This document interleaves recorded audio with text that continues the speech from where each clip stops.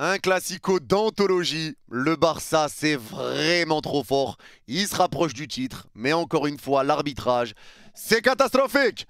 Salut les fraudes, j'espère que vous allez bien. On se retrouve pour une nouvelle vidéo. Et nouvelle vidéo, débrief du match entre le Barça et le Real Madrid. Victoire 4-3 du FC Barcelone. Et cette victoire permet au Barça de prendre 7 points d'avance sur le Real Madrid à 3 journées de la fin. Ce qui veut dire que le Real Madrid peut déjà offrir le titre au Barça mercredi en cas de non-victoire contre Majorque. S'ils perdent ou ils font match nul, le Barça sera officiellement champion.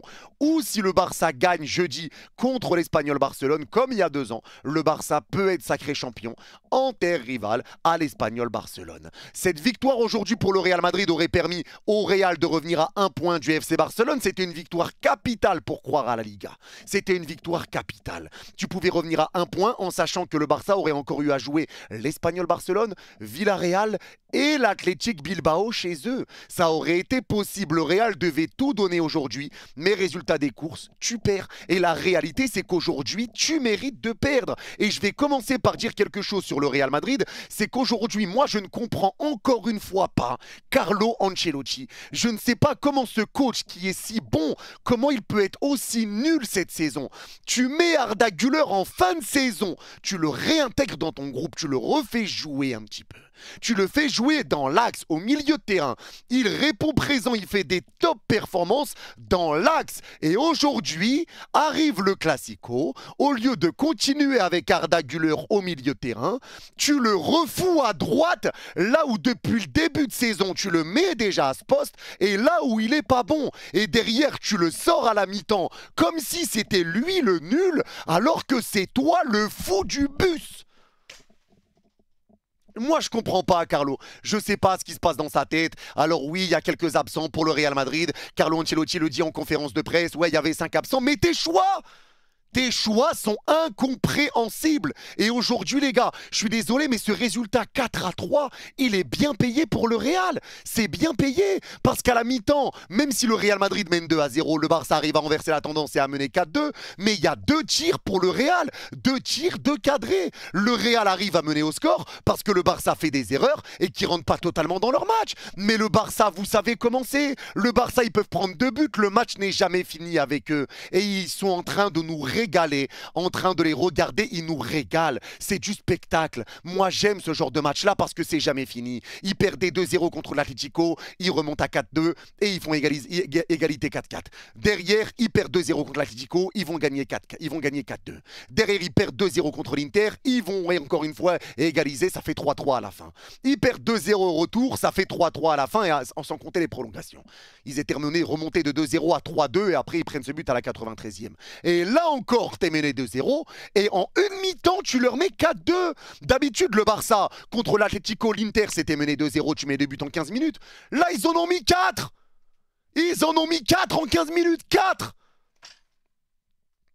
Ce Barça n'est jamais mort. Ce Barça n'est jamais mort. Mais là, les gars, il faut dire la vérité. Aujourd'hui, le Real Madrid, c'est laborieux. Avant qu'on parle aussi de l'arbitrage, mais aujourd'hui, le Real Madrid, c'est laborieux. Mais vous le savez, les supporters du Real le savent. Cette saison, de toute façon, vous avez hâte qu'elle se termine. Mais ce n'est pas normal de jouer comme ça pour le Real. C'est pas normal. Aujourd'hui, la stratégie du Real Madrid, elle était simple. Tu récupérais la balle, tu dégageais loin devant, tu fermais les yeux, tu rejoignais tes mains et tu disais Inch'Allah, Mbappé ou Vini, il récupère la balle.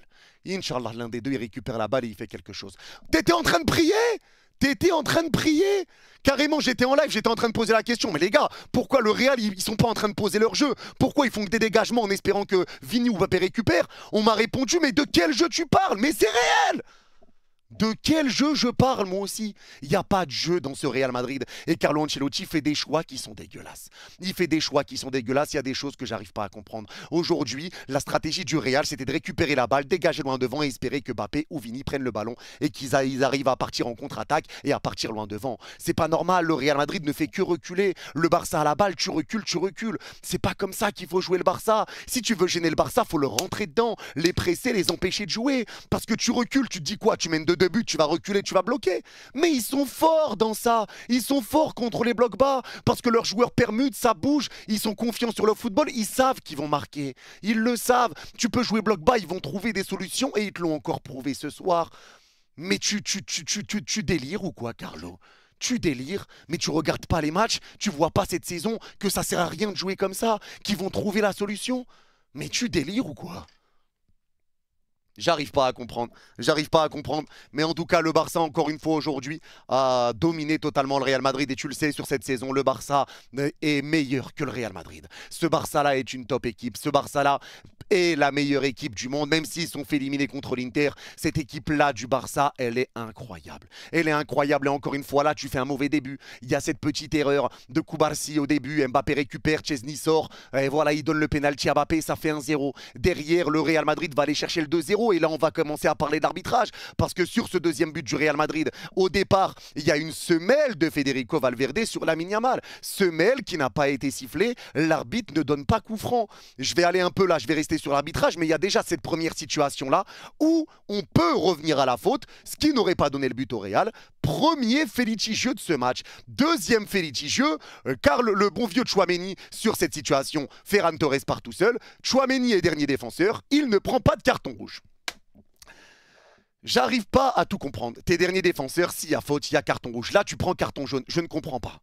Je comprends pas. Soit tu donnes pas faute et dans ce cas-là, pas de carton, soit tu mets rouge, mais tu ne mets pas carton jaune. Il est dernier défenseur. Tchouaméni, Ferran Torres est passé devant lui. Si Ferran tombe et que tu considères qu'il y a faute, ça peut être carton rouge et ça doit être carton rouge. Donc, deuxième fait que je ne comprends pas. Troisième fait que je ne comprends pas. Sur cette situation, la frappe de Ferran Torres, c'est dévié par la main de Tchouaméni. Ça ne donne pas penalty. Les gars, à un moment donné, moi j'aimerais bien juste comprendre qu'on nous explique pourquoi là, à ce moment-là, tu ne donnes pas penalty. Parce que derrière, sur le 5e du Barça à la fin du match, Fermín López dévie le ballon de la main, le but est refusé. D'accord, c'est refusé, mais là il y a péno.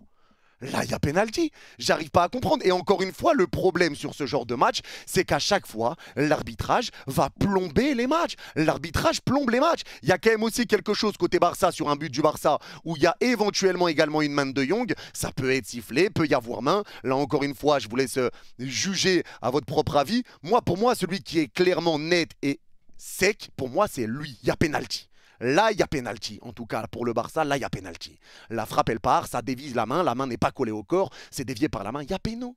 Il y a péno là-dessus. Il y a péno. Alors oui, il y a eu ce cas-là aussi pour le Barça, mais j'ai envie de dire que c'est le seul cas pour le Barça. C'est le seul cas. Parce que derrière, il y a eu beaucoup de situations aussi qui ont été à l'avantage du Real Madrid. Et ça, c'est encore une fois une réalité. C'est une réalité.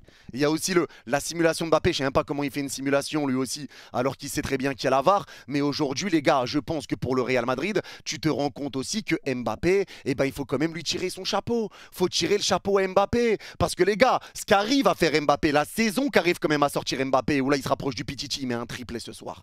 Mbappé, lui, a répondu présent. Mbappé qui a été abandonné par ses coéquipiers. Mbappé s'est retrouvé tout seul à devoir faire face à tout ça.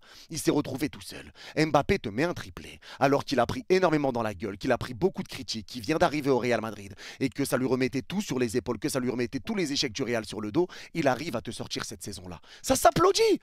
Ça s'applaudit quand même. Et c'est pas qu'une question de Mbappé, c'est un problème. Tu vois bien que le problème, c'est le Real. Le problème, c'est le Real dans la globalité. Comment une équipe comme le Real Madrid peut avoir comme stratégie, dès qu'on récupère, on dégage. On regarde même pas où on dégage, juste tu dégages. Tu dégages et t'espères que Mbappé et Vini reprennent. Mais tu vas où comme ça? Tu vas où comme ça? Et encore une fois, les gars, comme dit Mbappé, le football, il a changé. Il a changé. Là, les joueurs doivent tous presser ensemble. C'est pas normal que tu trouves des solutions pour que Vini et Mbappé n'aient pas à presser. Tout le monde doit presser. Regarde le Barça cette saison. Hansi Flick les fait travailler tous en collectif. Qu'est-ce qui fait briller les individualités du Barça cette saison? C'est le collectif. C'est le collectif qui fait briller les individualités cette saison. Le collectif est bon, ça fait briller ton individualité parce que tout le monde se donne, tout le monde presse, l'équipe est cohérente. Le Real, c'est dès que tu perds le ballon, tu recules, tu te remets en place, mais tu presses pas. Tu presses pas. Et qu'est-ce que tu veux faire avec Vasquez sur le côté, Fran Garcia de l'autre côté, un Tchouaméni qui est milieu de terrain, qui est mis en défense? Qu'est-ce que tu veux faire? Qu'est-ce que tu veux faire? Ceballos aujourd'hui a été dégueulasse. Arda Güler est mis sur le côté droit alors qu'il est meilleur dans l'axe. Et d'un coup, Carlo Ancelotti remet Arda sur le côté droit. Mais va comprendre! Va comprendre. Dans un match aussi important qui peut te redonner espoir pour la Liga. Va comprendre. Dans un match en plus où tu mènes 2-0, le Barça fait un mauvais début. Mais la réalité, c'est qu'après ce 2-0 du Real Madrid, le Barça est revenu dans son match. Le Barça a remis la tête à l'endroit. Et quelques minutes plus tard, tu marques sur un corner, frappé par Rafinha, dévié par Ferran Torres et c'est repris par Eric Garcia. Derrière, Lamine Yamal va te mettre un but magnifique parce que le Real fait que reculer. Et donc ça peut porter la balle pour Ferran Torres. Il resserre Lamine Yamal. Super frappe, excentré dans la surface côté droit. Plat du pied, petit filet. Lamine est un extraterrestre. Lamine est hors norme. Lamine est monstrueux. Le Barça arrive toujours à trouver des solutions dans des petits périmètres, dans ton dos à chaque fois. J'ai même l'impression qu'ils n'arrivent pas à comprendre que Lamine Yamal, quand il est sur le côté et qu'il centre, c'est des centres très souvent plongeants au deuxième poteau. Et à chaque fois, c'est pris dans le dos. À chaque fois, t'es pris, il n'y a personne qui suit. Mais vous regardez les matchs ou quoi? Vous regardez les matchs ou vous le découvrez? C'est quand même terrifiant. C'est terrifiant. Lamine Yamal sort une grande masterclass encore une fois aujourd'hui. Le Barça, le Real se fait avoir. Tu prends un but après sur un télescopage entre Mbappé et Ceballos. Récupération. La passe de Pedri en profondeur. Rafinha va mettre le 3-2. Inversion de la tendance. En une mi-temps, en 15 minutes, ça fait 3-2. Et en 15 minutes, ça fait même 4-2. 4-2 avec une perte de balle de Vasquez. Récupération de Rafinha. 1-2 avec Ferran Torres. C'est bien joué. Ferran Torres, 3 passes D, 4 demi-temps. T'as tiré 2 fois de tir cadré, t'as mis 2 buts. Derrière, tu t'es fait arracher en 2. Tu t'es fait arracher. Tu t'es fait arracher. Et les gars, ce qui est dingue, c'est qu'aujourd'hui, on peut parler aussi vraiment, on le sait, le Real Madrid, cette saison, c'est une catastrophe. Cette saison, dans le jeu, etc., c'est catastrophique. Mais ce qu'on peut dire, c'est que ça fait 2 fois qu'il y a quand même des situations litigieuses en termes d'arbitrage et que malgré ça, le Barça gagne. Le Barça gagne malgré tout ça. C'est quand même terrifiant. C'est quand même terrifiant. Là, je pense que les supporters du Real sont très déçus de leur équipe. Et je pense peut-être que certains avaient espoir quand il y avait 2-0. Et c'est peut-être ça le problème. C'est que ça donnait espoir quand il y avait 2-0 pour les supporters du Real. Mais le Barça à 2-0 sont pas morts. Et là, vous le savez, on l'a vu plus d'une fois cette saison. Et aujourd'hui, le Barça a fait son taf. À 2-0, ils ont commencé à se réveiller. Ils se sont remis la tête à l'endroit. Et à partir de la 15e minute, qui est le but du deuxième but du Real Madrid, jusqu'à la 70e, qui est le but du troisième but du Real Madrid, le Real Madrid n'est archi pas dangereux. Le Real Madrid fait rien. Ils n'arrivent pas à ressortir. Ils n'arrivent pas à être dangereux. Ils n'arrivent pas à se créer des situations. Parce qu'à chaque fois que tu dégages, tu veux laisser Mbappé et Vini tout seul. Allez, laissez. On vous laisse faire. Maintenant, sortez quelque chose de votre chapeau. Passez entre 3-4 joueurs et essayez de faire des différences. Nous, on dégage. C'est à vous de vous battre et de récupérer. Wow. Wow. Wow. Wow. Quand même. Quand même. Faut arrêter. Faut arrêter. Faut arrêter. Les seuls pour moi aujourd'hui, pour le Real Madrid, qui ont été bons, ça a été Mbappé, ça a été l'entrée de Brahim Diaz et ça a été Modric qui a été aussi au départ de la passe pour le troisième but du Real Madrid pour remettre le 4-3 et redonner espoir à 20 minutes de la fin. Mais en dehors de ça, le Real n'a pas été dangereux et c'est pour ça que je dis que c'est un score flatteur parce que le Barça a eu des situations. Déjà, tu as inversé la tendance, c'est passé de 2-0 à 4-2. Déjà, ça, c'est une dinguerie. Et en une mi-temps, misère de misère, et en 15 minutes, tu es mené 2-0, tu vas mener 4-2. Et derrière, tu as des situations, tu as la main qui n'est pas sifflée sur Tchouaméni, tu avais peut-être le carton rouge sur Tchouaméni, tu avais la faute peut-être aussi au départ sur Lamine Yamal, sur le deuxième but du Real Madrid, tu as le but de Firmine qui est refusé pour une main, mais dans ce cas-là, il faut s'accorder, il y avait aussi main de Tchouaméni, il y avait peut-être penalty, tu as des occasions avec Rafinha qui vendange des passes décisives de Lamine Yamal, t'en as eu. T'as eu un but aussi pour le Barça qui a été refusé pour hors-jeu, mais il y en a eu aussi pour le Real qui ont été refusés pour hors-jeu, et 2 fois par Mbappé. Aujourd'hui, c'est juste que tu le vois. Le Barça est plus fort que le Real Madrid. Et je pense que ça s'arrête là. Il n'y a pas besoin de tergiverser, de parler 50 ans. Le Barça est plus fort que le Real Madrid. La saison du Real Madrid, c'est compliqué. La saison du Real Madrid, c'est catastrophique. Dans le jeu, dans le contenu, c'est pas assez. Il n'y a pas de stratégie. Le problème qui se pose pour eux, c'est qu'il n'y a pas de stratégie. Il n'y en a pas. Il n'y en a pas. Et le Barça a répondu présent, le Barça a fait le taf, et le Barça, encore une fois, a été excellent. Avec un Rafinha qui va de son doublé, avec un Ferran Torres qui te met 3 passes décisives, avec un Lamine Yamal qui est inarrêtable. Les gars, Lamine Yamal, 17 ans, encore une fois, la pression connaît pas. La pression, il ne connaît pas. Ce joueur-là est hors norme. Ce joueur-là, les gars, on va pas commencer à dire que c'est un nouveau Messi ou autre, c'est juste Lamine Yamal. Mais ce joueur-là est extraordinaire. Faut le laisser faire sa carrière, pas commencer à faire des comparaisons bizarres ou autres, mais ce joueur-là est extraordinaire. l'adversaire. Et ça fait longtemps qu'on n'a pas vu un joueur frisson tel que lui. Et pour tous ceux qui vont dire oui, mais le Barça, ils ont pris 3 buts par ce Real, c'est dire à quel point ils sont nuls. Mais les gars, moi j'aime voir ce genre de match, j'aime voir ça. Une équipe qui est portée vers l'avant ou qui est dans une mentalité où ils se disent l'essentiel c'est de marquer plus que l'adversaire, où ils sont dans une mentalité où ils baissent jamais les bras. Même si tu es mené par 1, 2, 3 buts, tu baisses jamais les bras, tu sais que tu vas marquer. Tu sais que tu vas marquer. Tu te découvres, oui, mais parce que tu es confiant sur ton football et tu sais que tu vas marquer. Les gars, ce Barça, pour ceux qui vont dire « Ouais, mais ils prennent beaucoup trop de buts », ils ont tout raflé sur la scène nationale. Ils sont à un match d'être champions de Liga. Ils ont pris la Super Coupe d'Espagne. Ils ont pris la Coupe du Roi et ils étaient à 2 doigts d'être en finale de Champions League. À 2 doigts.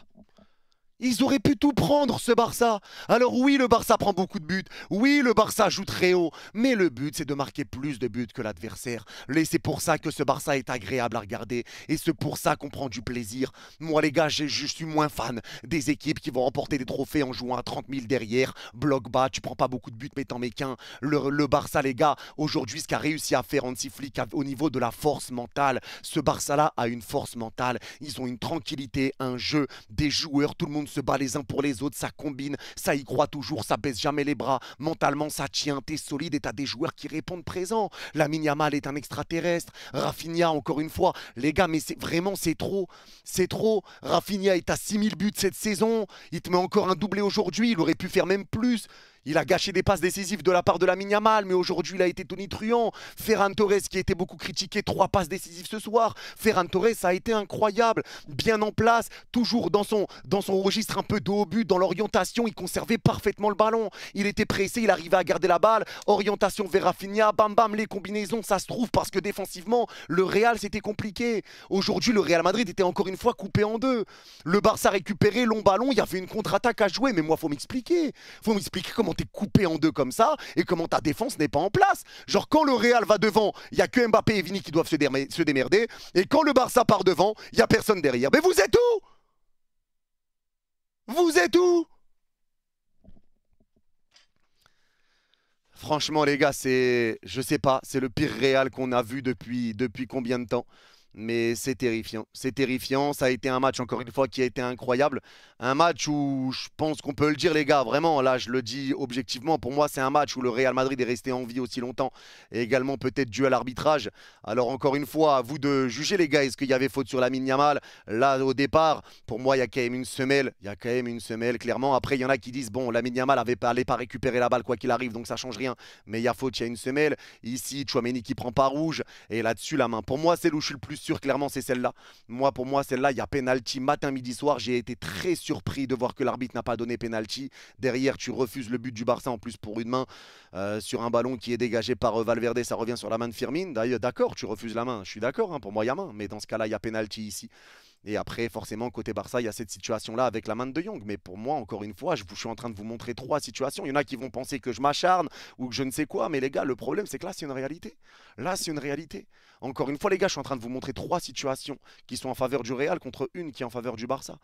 Et le problème, c'est qu'encore une fois, il y a pas c'est pas équitable. Tu l'as vu déjà sur la Coupe du Roi, il y a eu des faits d'arbitrage, là il y en a encore, il y a toujours des doutes. Et jamais, jamais tu vas vivre un classico où tu vas dire enfin, là il n'y a pas de doute, là il n'y a pas de carotte, là il n'y a pas de machin, de truc. C'est dur d'arbitrer un classico, mais là quand même, tu vois des choses, la VAR peut intervenir, elle peut appeler l'arbitre. D'accord, l'arbitre peut pas tout voir, mais la VAR peut appeler. Il y a quelque chose, viens voir, fais-toi ta propre opinion.